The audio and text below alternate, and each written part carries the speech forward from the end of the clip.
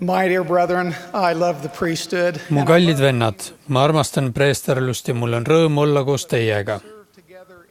Ma olen väga tänulik, et võime teenida koos selle suure aate nimel. Me elame märkimisväärsel ajal. Imelised saavutused meditsiinis, teaduses ja tehnoloogias on parandanud paljude inimeste elukvaliteeti. Kuid samuti võime inimeste elus näha tõsiseid kannatusi ja hädasid. Lisaks sõdadele ja sõjakuuldustele on suurenenud loodusõnnetuste arv, nende seas üleujutused, tulekahjud, maavärinad ja haigused. Kõik need mõjutavad miljonite elu kogu maailmas. Kiriku juhtkond on teadlik ja valvas kõige selle suhtes, mis puudutab Jumala laste heaolu kõikjal, kus ja millal võimalik viiakse hädasolijatele kiriku hädaabivahendeid. Näiteks tabas eelmises novembris Filipiinide saarerahvaid taifuun Haiyan.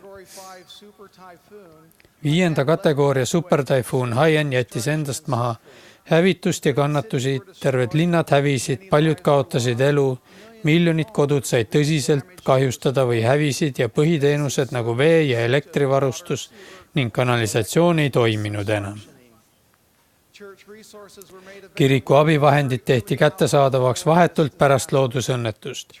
Filipiinidel elavad kiriku liikmed kogunesid appi oma vendadele ja õdedele, jagades toitu, vett, riideid ja hügieenitarbeid nii liikmetele kui ka mitteliikmetele. Kiriku koguduse hoonetes said varjupaigad tuhandetele kodututele. Kõikide liikmete olukorda ja turvalisust hinnati piirkonna juhatuse ja kohalike preesterluse juhtide juhtimisel, kellest paljud olid kaotanud kogu oma vara.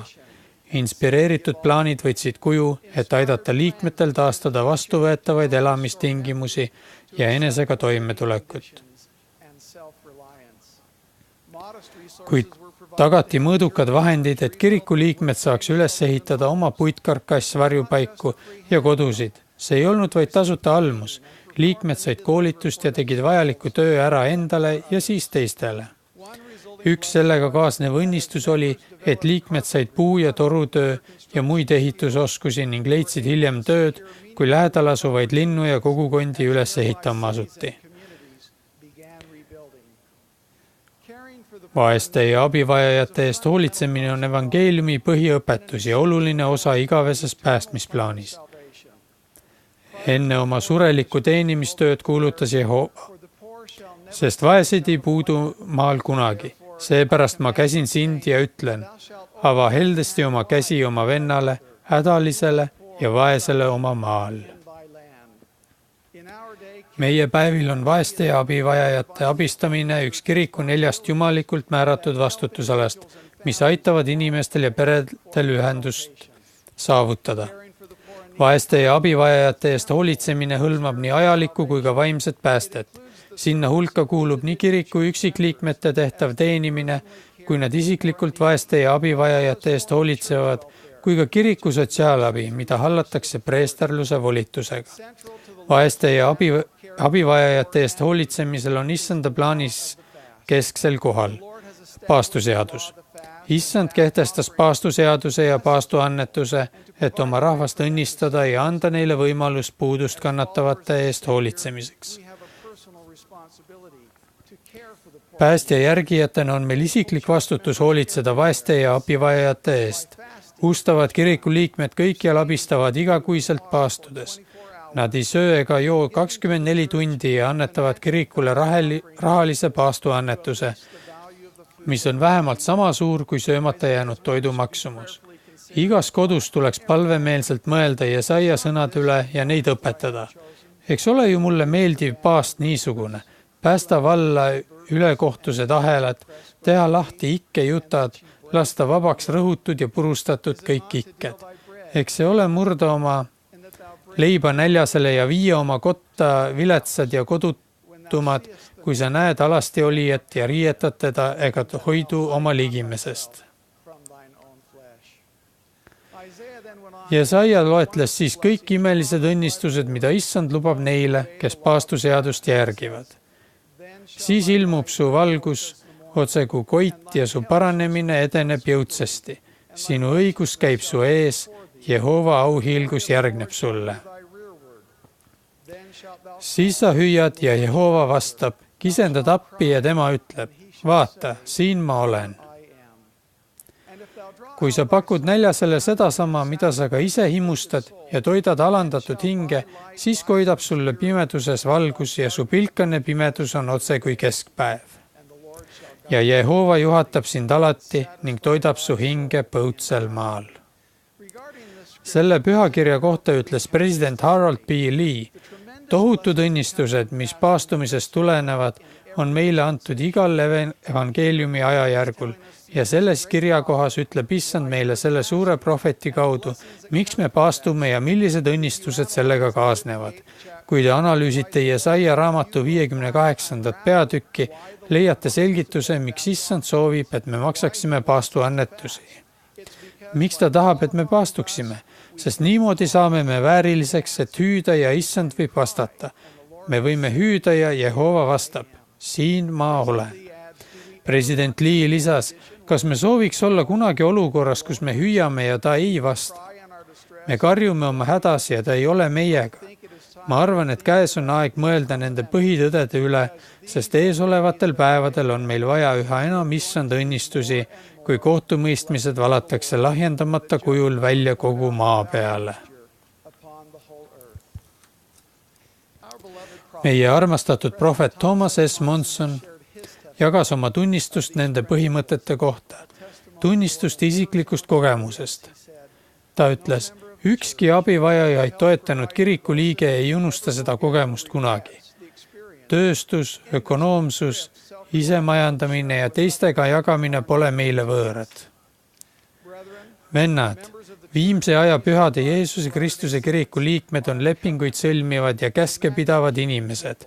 Ma ei suuda leida ühtegi seadust, ühtegi käsku, mida oleks ustavalt järgides kergem pidada ja mis tooks suuremaid õnnistusi kui paastuseadus.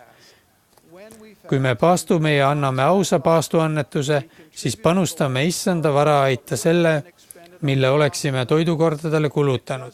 See ei nõua suuremat rahalist ohverdust, kui me oleksime muidu kulutanud. Samaaegselt lubatakse meile juba varem mainitud erakordseid õnnistusi. Paastuseadus kehtib kõigile kiriku liikmetele, isegi väikeseid lapsi võib paastuma õpetada, alustades 1 toidukorraga ja siis 2, olenevalt sellest, kuidas nad suudavad paastuseadust mõista ja seda füüsiliselt pidada. Abikaasad, üksikliikmed, noored ja lapsed peaksid alustama paastupalvega, tänama õnnistuste eest oma elus ja paluma paastuperioodiks issanda õnnistust ja tuge. Täielik paastuseaduse pidamine leiab aset siis, kui paastuannetus tasutakse issanda esindajale, piiskopile.